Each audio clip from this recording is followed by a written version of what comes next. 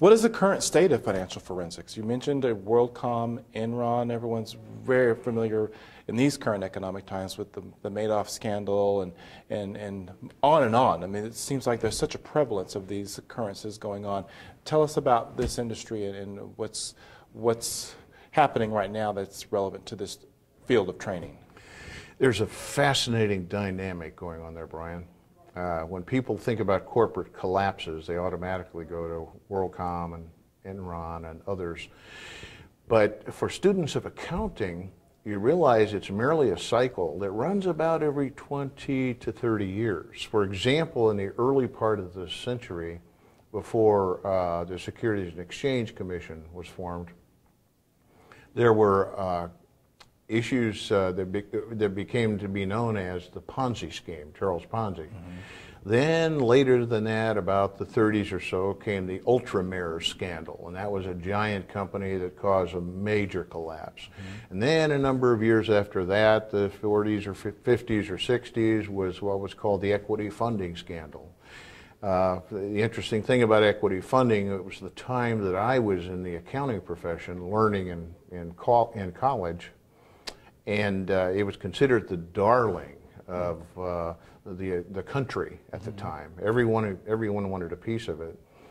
But what no one had picked up was that the insurance policies, the life insurance policies they were selling, the number of them actually exceeded the population of the United States. And so the only way they could perpetuate that overstatement was to fabricate more and more and more policy. And then that, and with each of these successive problems, there was new and additional legislation, and it would taper down for a bit. And as you recall, WorldCom and Enron spawned things like the Sarbanes-Oxley Act, right, et cetera. So it's fascinating in the sense that the accounting profession in particular has faced the same problems for 100 years, and sadly has not addressed them, not been able to. And that's where financial forensics comes in. The tools that allow users and regulators and preparers of financial statements to see beyond any charade are available, but they're just not taught. Well, how does financial forensics differ from forensic accounting? Well, financial forensics differs from forensic accounting, but they're integrally related. For example, if you think of financial forensics as the umbrella, that's the supra-discipline that we're discussing. Underneath that comes forensic accounting. So for example, if I'm investigating, say, accounting information, I'll be applying financial forensics tools. On the other hand, a lot of financial forensics work has little to do with accounting and everything to do with financial information. Is it differing from fraud?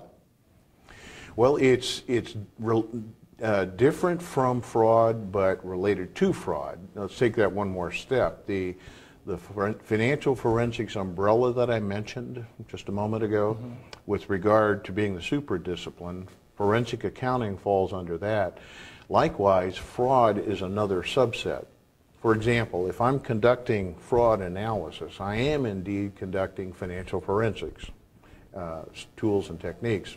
On the other hand, the vast majority of financial forensics has little or nothing to do with fraud.